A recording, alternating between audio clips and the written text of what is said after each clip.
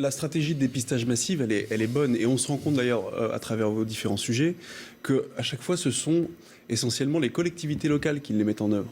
Que ce soit des grandes villes, des villes moyennes ou même ou des régions. Vous avez évoqué ma proximité avec Valérie Pécresse. En Ile-de-France, la stratégie de dépistage massive. Alors, tests antigéniques, puisque ce sont des tests qui peuvent être réalisés avec les résultats en 15 minutes seulement, qui sont des tests qui sont mis gratuitement à disposition aussi des Franciliens, avec des barnums de tests qui ont été installés là où il y a le plus de lieux de rencontres, c'est-à-dire essentiellement dans les plus grandes gares. Il y a 50 gares d'Île-de-France équipées de barnums de tests antigéniques gratuits, ouverts à n'importe quel Francilien qui souhaite se tester. Idem dans les centres commerciaux à l'approche des fêtes de Noël. Dans les lycées, 100 000 tests antigéniques ont été mis à disposition des établissements pour tester les élèves dès lors que les parents y sont favorables. Le problème de multiplier les tests comme ça antigéniques, c'est que c'est certes très efficace pour détecter et ensuite isoler, mais il y a une pénurie de testeurs.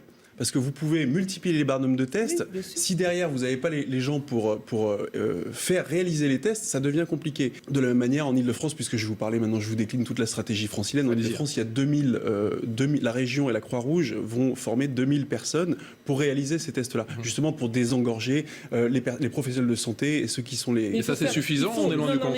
Je ne dis pas que c'est suffisant. Je sais pas, je vous pose la question. C'est nécessaire. C'est une stratégie qui est nécessaire. Et on se rend compte que ce sont les collectivités locales, territoriales, qui ont pris à bras le corps cette politique-là. Et moi, j'en viens même à me dire, régionalisons la gestion de la crise Covid et régionalisons, pourquoi pas, la campagne de vaccination.